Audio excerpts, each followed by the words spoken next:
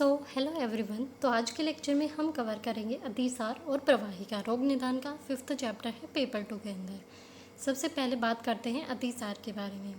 तो अतिसार का सामान्य परिचय पढ़ते हैं। तो इसमें बताया है कि सभी संहिताओं में अतिसार का स्वतंत्र रूप से वर्णन मिलता है और पौराणिक कथाओं के अनुसार इसकी उत्पत्ति देखें तो राजा प्रद्र एक हुए हैं पिछले ज़माने में। उन्होंने एक यज्ञ आयोजित किया था, उसमें गाय की बलि देने से और गोमांस का सेवन करने से अतिसार रोग की प्रथम उत्पत्ति हुई थी। तो ये इसका विप्रकृष्ट निदान है। तो ये पूछा जा सकता है कि गाय की बलि देने से और गोमांस का सेवन करने से किस रोग की उत्पत्ति बताई गई है। तो इसको एक बार देख लेंगे। आचार्य सुश्रुत ने और माधवकर ने अतिसार का वर्णन ज्वर के बाद किया है और बताया है कि ज्वर में अग्निमांद्य होने के बाद अगर गुरु आहार विहार का सेवन कर लिया तो उससे शीघ्र ही अतिसार उत्पन्न हो जाता है। तो यह आचार्य सुश्रुत ने और माधवकर ने बताया है। आचार्य चरक ने क्या बताया कि अर्श, अतिसार और ग्रहणी दोष ये तीनों एक दूसरे के परस्पर उत्पादक होते हैं कि अर्श से अतिसार और अतिसार से ग्रहणी उत्पन्न होती है। आधुनिक चिकित्सा शास्त्र की बात करें तो डायरिया से इसको कोरिलेट किया जाता है। उसके बाद आती है इसकी निरुक्ति। तो अतिसार में अति जो है वो उपसर्ग है, श्री धातु है। श्री का मतलब होता है शरण होना और अति का मतलब है अत्यधिक मात्रा में। निच और अच यहाँ पर प्रत्यय है।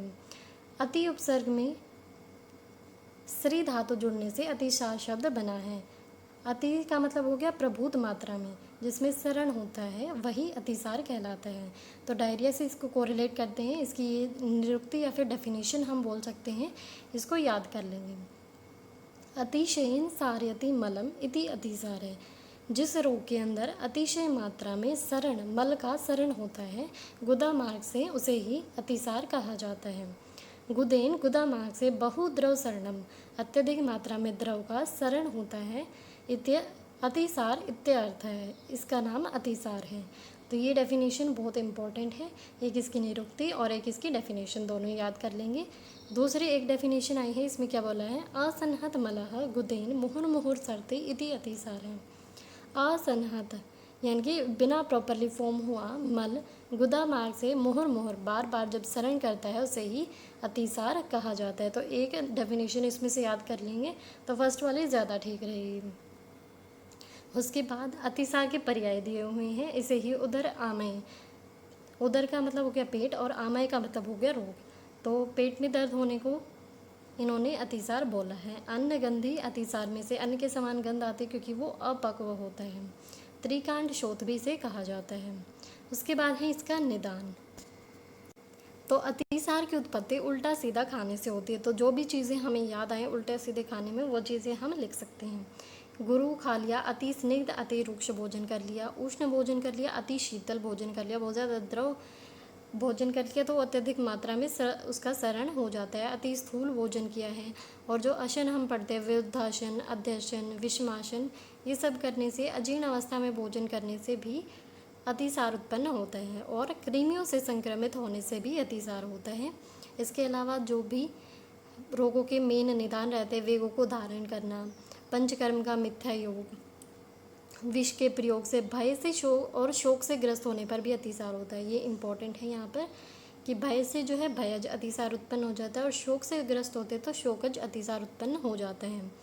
दूषित जल का सेवन कर लिया, दूषित मद्य का या खाली मद्य का भी अधिक सेवन कर लिया तो उससे अतिसार उत्पन्न होता है। ऋतु के विपरीत या सातम्य के विपरीत उल्टा सीधा खाने से, अत्यधिक जल क्रीड़ा करने से भी अतिसार उत्पन्न हो जाता है। तो ये अतिसार की उत्पत्ति के निदान हैं। चरक ने जो है दोषों के अनुसार ही निदान बताए हैं। ये कॉमन निदान जो है आचार्य सुश्रुत ने और माधवकर ने बताए हैं। उसके बाद आ जाती है इसकी संप्राप्ति। संप्राप्ति का श्लोक इम्पॉर्टेंट है तो याद करेंगे। पहले इसको हिंदी से देखते हैं। अत्यधिक मात्रा में बढ़ी हुई जो शरीर की जलीय धातुएं होती हैं, कफ हो गया, पित्त हो गया, ठीक है, वात नहीं है यहाँ पर क्योंकि वात जो है मूवमेंट करवाने में होगा। कफ और पित्त, इसके अलावा रस है, रक्त है, मेद है, और दो मल में आ जाते हैं मूत्र और स्वेद। इन निदानों से ये जो धातुएं हैं ये बढ़ जाती हैं। अग्नि जो है वो ऑटोमेटिकली मंद है, तो पाचक अग्नि इन धातुओं की वजह से और ज़्यादा मंद हो जाती हैं। तो ये जो जलीय धातुएं होती हैं ये मल के साथ मिलकर मल को द्रवीभूत कर देती हैं। तो लिक्विड चीज़ें हैं ये। लिक्विड चीज़ें जो हैं पाचक अग्नि पर पड़ती हैं तो अग्नि मंद हो जाती है और ये सारी धातुएं मल के साथ मिलकर उसे द्रवीभूत कर देती हैं, लिक्विड और ज़्यादा बना देती हैं। और वायु जो है उसे अधः मार्ग में प्रेरित करती है और गुदा मार्ग से अत्यधिक मात्रा में मल का सरण कराती हैं। और ये जो भयंकर व्याधि है इसे ही अतिसार कहा जाता है और इसके 6 भेद वर्णित किए गए हैं। श्लोक देखते हैं अब इसका एक बार। संक्षम्य आपाम धातुर अग्निम प्रवृद्धहम। बड़ी हुई जो आप यानी कि जलीय धातुएं होती हैं, संक्षम्य धातुर अग्निम, वो जो है धातु अग्नि का शमन कर देती हैं, उसे मंद कर देती हैं। शक्रिन मिश्रा, और वो जलीय धातुएं शक्रित या फिर मल के साथ मिलकर मिश्रित होकर वायुना अधः प्रणन, वायु जो है उसे अधः मार्ग में प्रेरित करती है। सरत्य इव अतिसारम, और उसे ही अतिसार कहा जाता है, अत्यधिक मात्रा में उसे सरण होता है। तम आहुर व्याधिम घोरम, ये एक घोर व्याधि है और इसके 6 भेद बताए गए हैं। षड्विधम तम वदंती, इसके 6 भेद हैं। फिर इसका एक बार संप्राप्ति चक्र देख लेते हैं कि गुरु स्निग्ध उष्ण रुक्ष आदि भोजन का सेवन किया, जो भी निदान थे इसके, इनका सेवन करने से अग्नि मंद हो गई। अग्नि मंद होते ही आम दोष जो है वो उत्पन्न हो जाता है और इन्हीं निदानों का सेवन करने से धातुएं भी दूषित होती हैं और जलीय भाग बढ़ता है। जलीय भाग जो है फर्दर अग्नि का शमन करता है, यहाँ पर भी अग्नि मांद्य हो रही है। उसके बाद आम दोष की उत्पत्ति हुई और जलीय भाग ने अग्नि को मंद कर दिया। इनसे आंत्र में विक्षोभ उत्पन्न हो जाता है, जो इंटेस्टाइन है वो पीड़ित होती हैं और वात दोष का प्रकोप हो जाता है। वात दोष का प्रकोप और पक्वाशयगत दोषों और आम दोष द्वारा पुरुष और उदक व स्रोतस दुष्ट हो जाते हैं। आंत्र में विक्षोभ होने की वजह से जहाँ पर भी पेन होगा वहाँ पर वात दोष प्रकोपित हो जाएगा और पक्वाशय में जो दोष थे वहाँ पर ऑलरेडी रहने वाले जो दोष थे कफ और पित्त वो प्रकोपित हुए और आम दोष वहाँ पर ऑलरेडी बना हुआ था। ये सभी चीज़ें मिलकर पुरुष व स्रोतस को दुष्ट कर देंगी और उदक व स्रोतस को दुष्ट कर देंगी, क्योंकि जलीय धातु भी इसमें इन्वॉल्व हो रही हैं। तो पुरुष के साथ वो जलीय भाग मिल जाता है, मल का द्रवीभूत करता है और वायु से अधः मार्ग से प्रेरित करती है, अत्यधिक मल सरण होता है, इसे ही अतिसार कहा जाता है। तो इसका संप्राप्ति चक्र है। उसके बाद इसके घटक आ जाते हैं। तो मेनली वात प्रधान त्रिदोष यहाँ पर इन्वॉल्व रहते हैं, क्योंकि वात जो है वो मूवमेंट कराने में सबसे पहले रहेगा। उसके बाद दोष हमने देखे रस, रक्त और मेद, ये 3 धातुएं हैं और 2 मल हैं, मूत्र और स्वेद। अधिष्ठान पक्वाशय और गुदा इसका अधिष्ठान होता है। पक्वाशय में दोष कुपित हो रहे हैं, गुदा मार्ग से अत्यधिक उनका सरण हो रहा है। अग्नि मंद रहेगी। स्रोतस अन्वय स्रोतस यहाँ पर इन्वॉल्व है, पुरीश्व स्रोतस और उदक व स्रोतस। स्रोतो दृष्टि कौन सी है? अति प्रवृत्ति हो रही है मल की, तो अति प्रवृत्ति रहेगी यहाँ पर। व्याधि का स्वभाव आशुकारी होती है, यानी कि शीघ्र ही ये उत्पन्न हो जाती हैं। साध्य साध्यता की बात करें तो साध्य होती है जनरली ये जो सन्निपातज है, इसके भेद हम आगे पढ़ेंगे। सन्निपातज अतिसार, शोकज और भयज अतिसार ये कृच्छ साध्य होते हैं।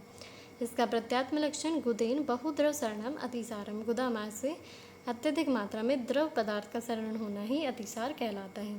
नेक्स्ट इसके भेद आ जाते हैं। चरक ने और वाग्भट ने इसके 6 भेद बताए हैं। सुश्रुत और माधव ने भी 6 ही भेद बताए हैं, सिर्फ एक का डिफरेंस है। वातज, पित्तज, कफज, सन्निपातज, भयज और शोकज। भय से उत्पन्न होगा, शोक से उत्पन्न होगा। जो आचार्य सुश्रुत हैं और माधव हैं उन्होंने शोकज की जगह सिर्फ आमज माना है, बाकी सारी चीज़ें सेम हैं। रक्त अतिसार का वर्णन इन्होंने पित्तज अतिसार में किया है और वातज अतिसार में ही आम अतिसार और पक्व अतिसार का वर्णन किया है। तो ये दोनों वातज अतिसार में, रक्त अतिसार पित्तज अतिसार में इसके भेद हो गए। उसके बाद आ जाते हैं इसके पूर्व रूप। तो अतिसार हो रहा है, उससे पहले क्या होगा? इंडाइजेशन रहेगा, वात का अवरोध रहता है। वात प्रकोपित हुई है तो वो एकदम से ऑब्स्ट्रक्ट हो जाती है आम की वजह से, तो आधमान की सिचुएशन वहाँ पर आ सकती है। अपान वायु और मल का अवरोध रहता है। उसके बाद अत्यधिक मात्रा में अपान वायु कुपित होकर मल को बाहर प्रेरित करती है। गात्र अवसाद, शरीर में शिथिलता रहेगी। हृदय प्रदेश, नाभि प्रदेश, गुदा में, उदर में और कुक्षी में जो है तोद यानी कि सुई चुभने जैसी पीड़ा होती है।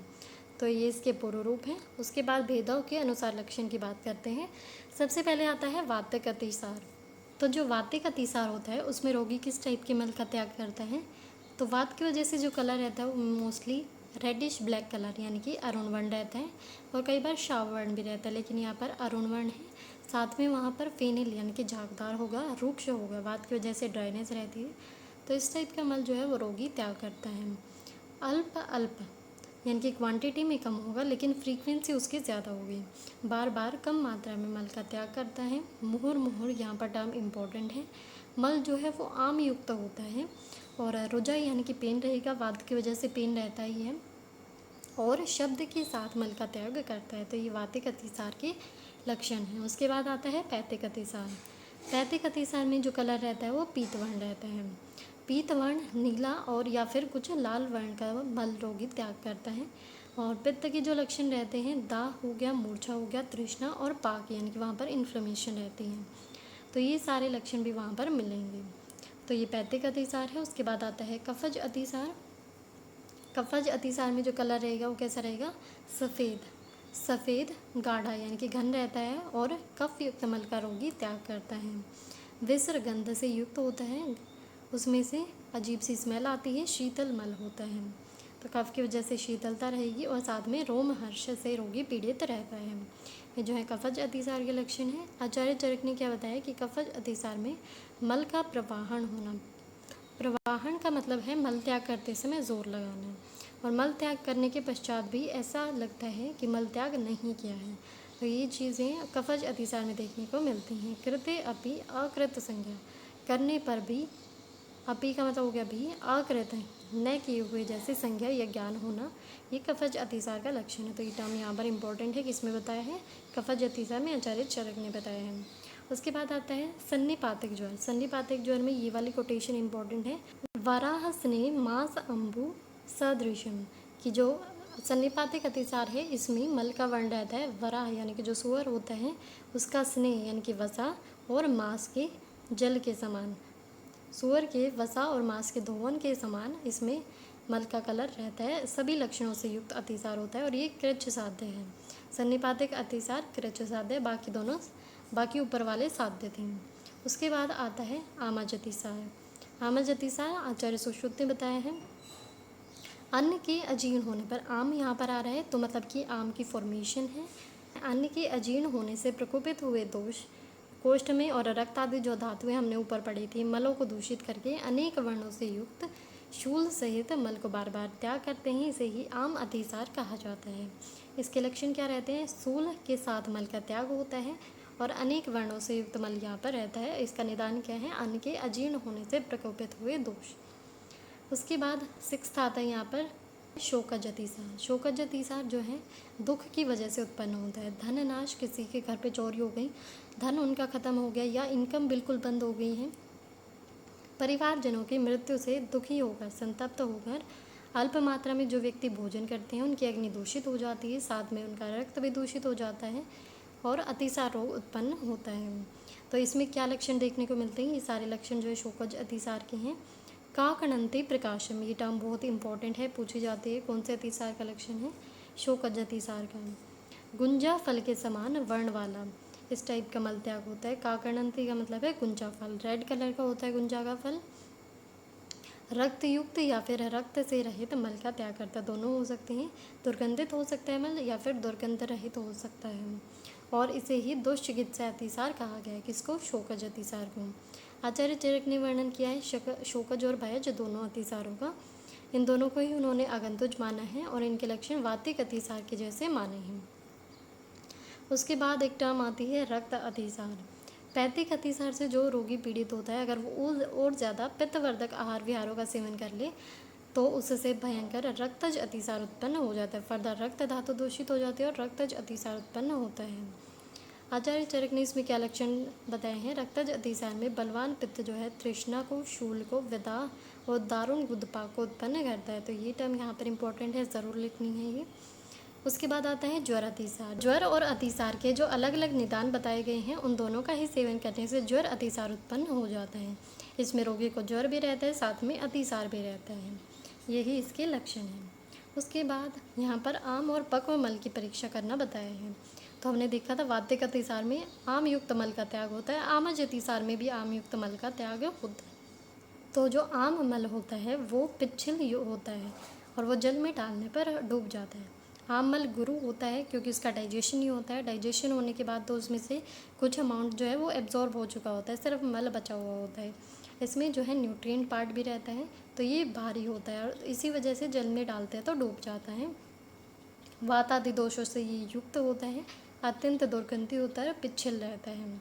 जो पक्व मल होता है वो लघु होता है, तो इसी वजह से कोष्ठ में लघुता रहती है। मल जो है वो दुर्गंध रहित होता है, पिच्छलता रहित होता है और जल में डालने पर डूबता नहीं है। ये जो है पक्व मल के लक्षण हैं।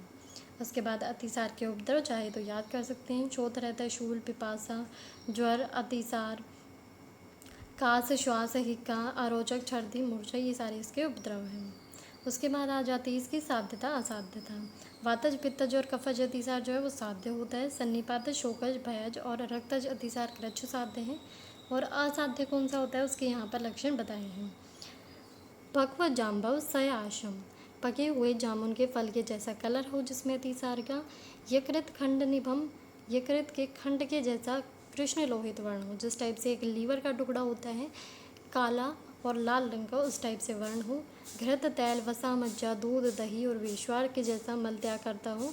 मांस धोवन के समान मल का त्याग करता हो। मेचक के समान, मेचक का मतलब है अंजन, मर्दित अंजन के समान काले वर्ण का मूत्र त्याग करता हो। चंद्र को उपगतम, जिसमें चंद्रिकाएं दिखती हों, चंद्रिकाएं यानी कि शाइनीनेस जिसमें रहती हो। कुणपगंधी, मुर्दे के समान गंध वाला हो जो। मस्तुलुंग आभम, मस्तिष्क का जो फ्लूइड होता है सेरेब्रोस्पाइनल फ्लूइड, उसके जैसे वर्ण वाला हो। पक्व वल्ली गुदम, जिसमें गुद की जो वल्लियाँ हैं, स्फिंक्चर जो हैं वो पक गए हों। असंवृत गुदम, गुद की वल्लियाँ जो है संकुचित न होती हों, ठीक है, मतलब फेल हो गई हों। उपद्रव युक्त जो भी व्यक्ति होता है तथा जिसके शरीर की ऊष्मा नष्ट हो गई है, गत ऊष्माणम जो होता है, ऐसे रोगी असाध्य माने गए हैं। उसके बाद आता है निवृत्त अतिसार। अगर अतिसार ठीक हो गया है, ये चला गया है, तो क्या लक्षण दिखाई देंगे। मूत्र और जो अधोवायु है उसकी प्रवृत्ति मल प्रवृत्ति के बिना सम्यक रूप से होती है। अग्निदीप्त तो होती है व्यक्ति की, कोष्ठ में लघुता होती है, तो उसको अतिसार रोग से निवृत्त समझना चाहिए। तो यहाँ पर अतिसार कंप्लीट हो जाता है। नेक्स्ट हमारी आती है प्रवाहिका। तो प्रवाहिका के बारे में क्या बताया, सामान्य व्याधि परिचय देखते हैं। संहिताओं में प्रवाहिका रोग का स्वतंत्र अध्याय में वर्णन नहीं मिलता है, अतिसार के साथ ही इसका वर्णन किया गया है।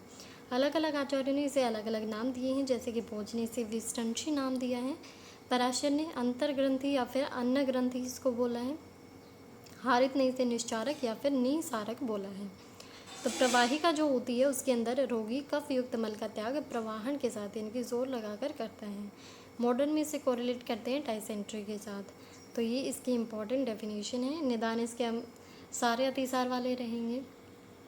संप्राप्ति की बात करें तो सेकंड वाली लाइन जो है इसकी ज़्यादा इम्पॉर्टेंट है।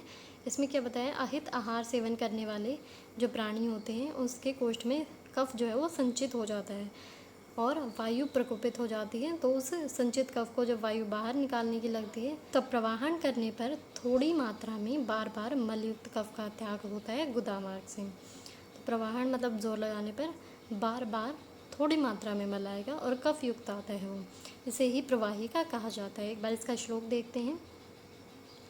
अहित अश्नत यानी कि अहित आहार का सेवन करने वाले व्यक्तियों में वायु प्रवृद्धो, वायु बढ़ जाती है। निचितम बलास है, बलास जो है वो कफ का पर्याय है, वो जो है स्थिर कफ को नुद्यते अतः नीचे की तरफ प्रेरित करती है। प्रवाह मानस से, और उसकी वजह से प्रवाहन करने पर मुहुर मलाक्रम बार बार मल आता है कफयुक्त। प्रवाहिकाम ताम प्रवदंती तज्जिका, उसे ही प्रवाहिका कहा जाता है। उसके बाद इसका संप्राप्ति चक्र यहाँ पर दिया हुआ है। निदान का सेवन किया, अहित अशन जो ऊपर बोला गया है उसकी वजह से अग्निमंद हो गई। अग्निमंद होने की वजह से कफ का और वात दोष का प्रकोप हुआ, जिसकी वजह से आंत्र में शोभ या पीड़ा उत्पन्न हुई और वात से प्रवाहन करने पर कफ मिश्रित मल का त्याग होता है। इससे ही प्रवाहिका रोग उत्पन्न होता है। नेक्स्ट इसके संप्राप्ति घटक आ जाते हैं। दोष इसमें कफ और वात इन्वॉल्व हैं। दूष्य क्या है, अन्न और मल दोनों ही दूष्य हैं। स्रोतस कौन से इन्वॉल्व हो रहे हैं, पुरीश्व है और उदकव है। स्रोतो दुष्टि पहले संग रह रहा है, उसके बाद अत्यधिक मात्रा में प्रवृत्ति हो रही है। अधिष्ठान की बात करें तो बकवाशय रहेगा यहाँ पर। अग्निमंद रहती है। साध्यता असाध्यता में एक साध्य व्याधि है। प्रत्यात्म लक्षण जो इसकी सेकेंड लाइन थी, प्रवाह मानस से मुहुर मलाक्तम प्रवाहिकाम ताम प्रवदंती तज्ज ज्ञा। इसके बाद इसके भेद आ जाते हैं। इसके 4 भेद बताए गए हैं, वातज, पित्तज, कफज और रक्तज। इनके भेदों के बारे में बता दिया। वातिक क्यों उत्पन्न होती है प्रवाहिका? रुक्ष द्रव्य का सेवन करने से। पैतिक प्रवाहिका उष्ण तीक्ष्ण द्रव्यों का सेवन करने से। श्लैष्मिक जो है मधुर और स्निग्ध द्रव्यों का सेवन करने से।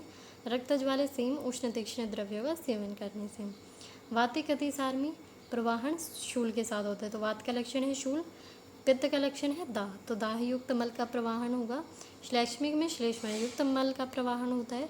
रक्तज में रक्त युक्त मल का प्रवाहन होता है। उसके बाद आता है यहाँ पर आम अतिसार में और प्रवाहिका में डिफरेंस। तो आम अतिसार और प्रवाहिका, पहले इनका श्लोक लिख देंगे। अतिसारे नानाविध द्रव धातु सरणम। अतिसार में अलग अलग प्रकार की द्रव धातुओं का सरण होता है, इसमें सिर्फ कफ का सरण होता है। प्रवाहिकायाम तो कफ मात्र सरणम इति, इसमें सिर्फ कफ का सरण होगा। आम अतिसार में मलत्याग के समय शूल होता है, इसमें उससे पहले ऐंठन रहती है। आम अतिसार में मल त्याग अधिक मात्रा में होता है, प्रवाहिका में अल्प मात्रा में होता है।